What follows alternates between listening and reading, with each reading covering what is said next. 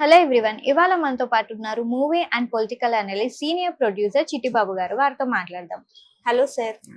Sir, recent గా sensation అయిన news ఆర్జీవీది. లైక్ సోషల్ మీడియా ప్లాట్ఫామ్స్ లో కొన్ని పోస్టులు పెట్టారని, అరెస్టులు ఇవన్నీ నడుస్తున్న టైంలో సో ఆర్జీవి గారికి ఫిలిం ఇండస్ట్రీ నుంచి ఎలాంటి సపోర్ట్ కూడా లేదు. అంటే మేము ఉన్నాము అని చెప్పి ఎవరు కూడా ముందుకు రావట్లేదు.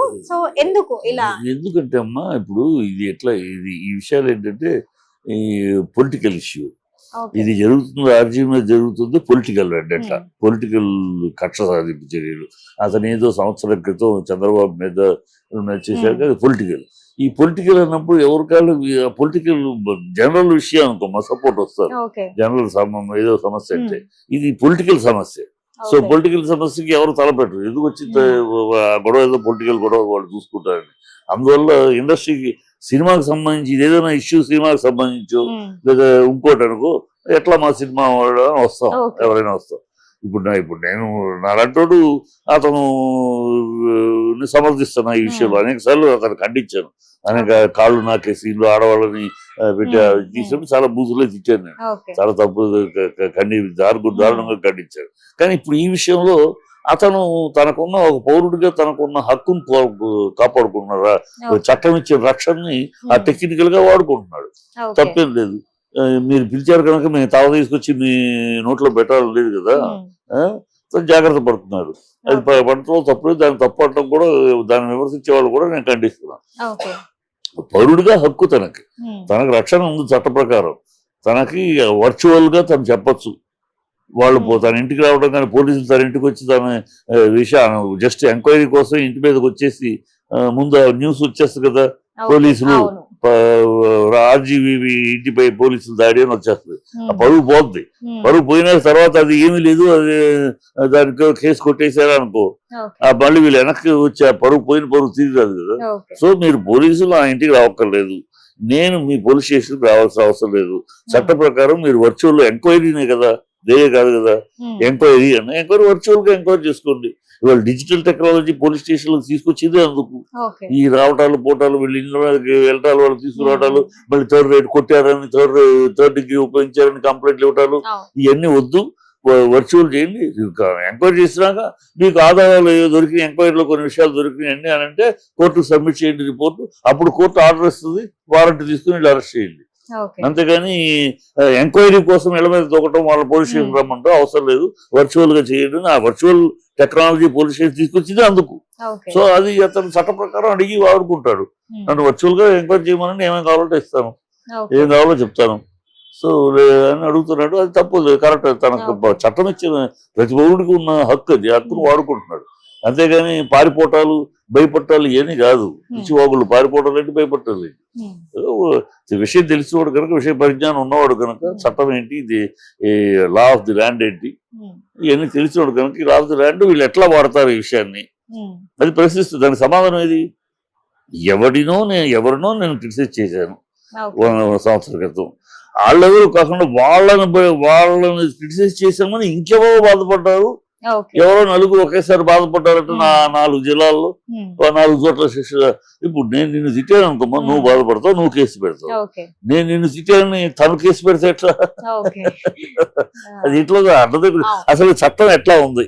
చట్టం ఇలాంటి ఇట్లా కేసు ఫైల్ చేయటం, అరెస్ట్ చేయటం కుదురుదా చట్ట ప్రకారం?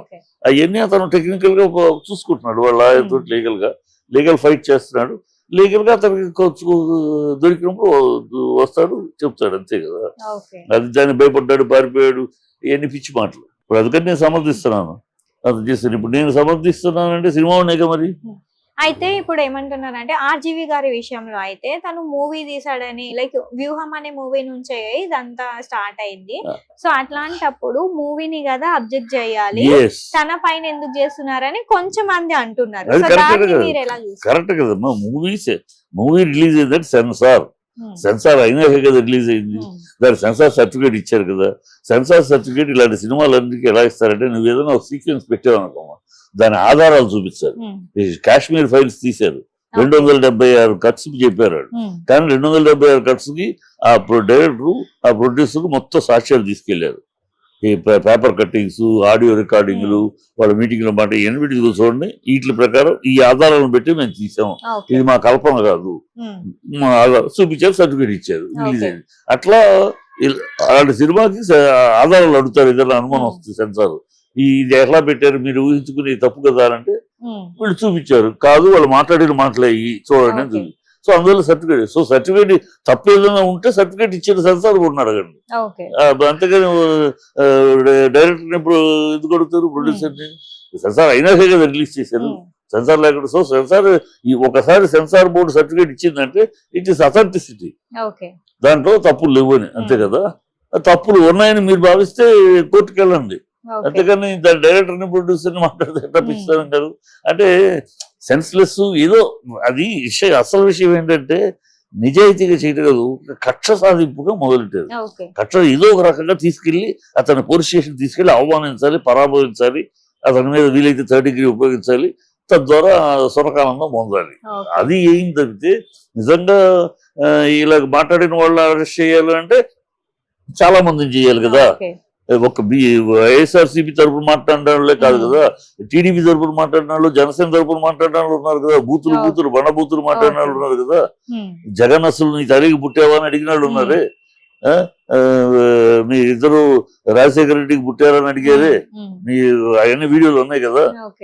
రాజశేఖర రెడ్డి గారి తాతగారు పుట్టింది వాళ్ళ నాన్నకి రెండో పెళ్ళానికి పుట్టాడు, సో మీరంతా అక్రమ సత్తారం అని చెప్పి మాట్లాడారా, ఇవన్నీ ఉన్నాయి కదా. మరి రోజాని 10 మంది దగ్గర పడుకున్నాను పబ్లిక్ గా మాట్లాడేది ఆనంద వెంకటరెడ్డిను బండారు అతను, అవి కాదు డైమండ్ రాణి అని పబ్లిక్ గా మాట్లాడారు. ఇవన్నీ కాదు, అందరి మీద నిజాయితీ ఉండుంటే వాళ్ళు కనుక బూతులు మాట్లాడుతున్నారు, తప్పుడు మాటలు ఇంట్లో ఆడవాళ్ళని మాట్లాడుతున్నారు కనుక నిజాయితీ ఉండుంటే గవర్నమెంట్ కి అందరి మీద కేసులు పెడతారు, అందరికి నోటీసులు ఇస్తారు. అది ప్రభుత్వం హర్షిస్తుంది, నువ్వు నేను హర్షిస్తావు, అందరి మీద చేస్తా ఉంటాయి. ఇక్కడ అందరి మీద చేయట్లా, మీ తరపున మాట్లాడిన వాళ్ళందరూ, మీ టీడీపీ తరపున, జనసేన తరపున, బీజేపీ తరపున మాట్లాడిన వాళ్ళందరూ మాటలను మంత్రాలు, చాలా వేదాలు, అవే మాటలు ఇటు మాట్లాడితే ఈ బూతులు, ఇది తప్పుడు మాటలు చేసి అందరూ చేయండి, లేకపోతే మూసుకోండి అంతే. ఒకళ్ళు మేము కక్ష సాధింపుగా చేస్తాం, మన అన్న వాళ్ళ మాత్రమే చేస్తాం, మేము అన్నయ్య మేము పట్టించుకోవద్దు మీరంటే ఎట్లా? మీరు అనకుండా ఉంటే మీరు ఇద్దరు మాట్లాడారు, తప్పే, తప్పు సమర్థించడం కాదు, తప్పే. కానీ ఆ తప్పును అన్నప్పుడు తప్పు మాట్లాడి అందరి మీద కేసులు పెట్టండి, అందరికి నోటీసులు పంపించండి. అది ధర్మం, అది పద్ధతి, అది పాలన. అది చేయట్లేదు కనుక ఇది కక్ష సాధింపు చర్యలు అంటున్నాం, అది చేయట్లేదు కనుక ఇది డైవర్షన్ పాలిటిక్స్ అంటున్నాం. ప్రజలు వైజాగ్ స్టీల్ ప్లాంట్ సంగతి ఏంటి, స్పెషల్ స్టేటస్ సంగతి ఏంటి, ఈ 6 హామీల అబద్ధాల సంగతి ఏంటి, 30,000 అమ్మాయిలు మిస్ అయిపోయారన్నారే ఆ అమ్మాయిల సంగతి ఏంటి, ఈ పచ్చి అబద్ధాలు ఆడారు కదా, ఈ పచ్చి అబద్ధాల సంగతి ఏంటి ప్రజలు ఎక్కడెక్కడ అడుగుతున్నారు. వాటి నుంచి ప్రజల వేదన, ప్రజల ఆందోళన నుంచి ప్రజలు అడుగుతున్న వీళ్ళు తప్పించడం కోసం, ప్రజల దృష్టిని తప్పించడం కోసం, మీడియా యొక్క దృష్టిని తప్పించడం కోసం వాళ్ళని అరెస్ట్, వీళ్ళని అరెస్ట్. ఆర్జీవీని అరెస్ట్ చేస్తే ప్రజలకి ఏంటి, అరెస్ట్ చేయకపోతే ప్రజలకి ఏంటి, ప్రజల సమస్య ఏదైనా, ప్రజలకు ఏమన్నా దానివల్ల ఇప్పుడు ఆర్జీవీని అరెస్ట్ చేయడం వల్ల కేంద్రం రాష్ట్రానికి కావాల్సిన నిధులను దొంగరిస్తుంది కదా.